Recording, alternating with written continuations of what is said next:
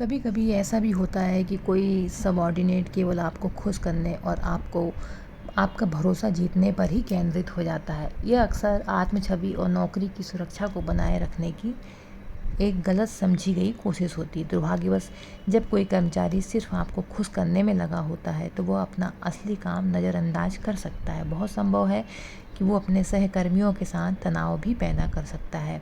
ऐसे over eager कर्मचारियों का ध्यान सही दिशा में मोड़ने के लिए 4 तरीके अपनाएं। तो इम्प्रेस करने वाले कर्मचारियों को कैसे संभालें?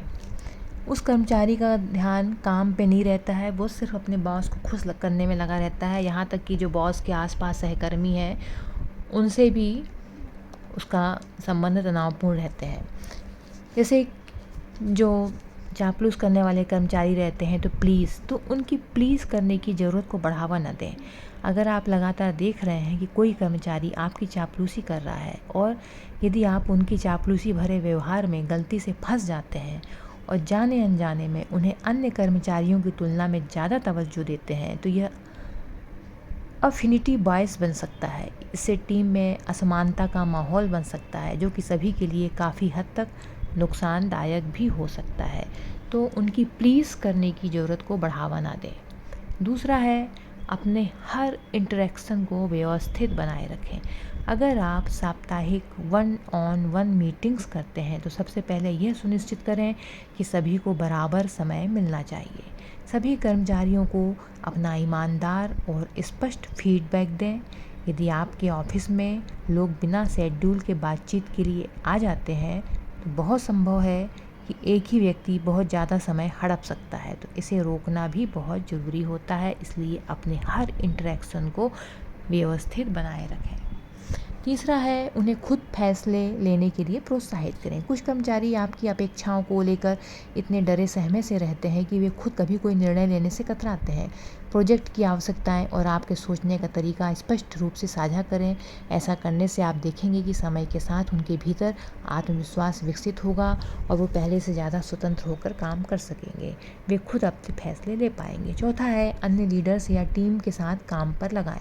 आपको हर वक्त ज़्यादा इम्प्रेस करने की कोशिश करने वाले कर्मचारी को दूसरे लीडर्स या टीम के साथ काम पर भी आप लगा सकते हैं। इससे आपस का अनहेल्दी कंपटीशन कुछ हद तक कम होगा और कर्मचारियों को सहकर्मियों के साथ मिलकर सकारात्मक रूप से काम करने का मौका भी मिलेगा। साथ ही आप यह भी देख पाएंगे कि क्या वह अन्य लोगों के साथ बेहतर व्यवहार कर सकता है या नहीं।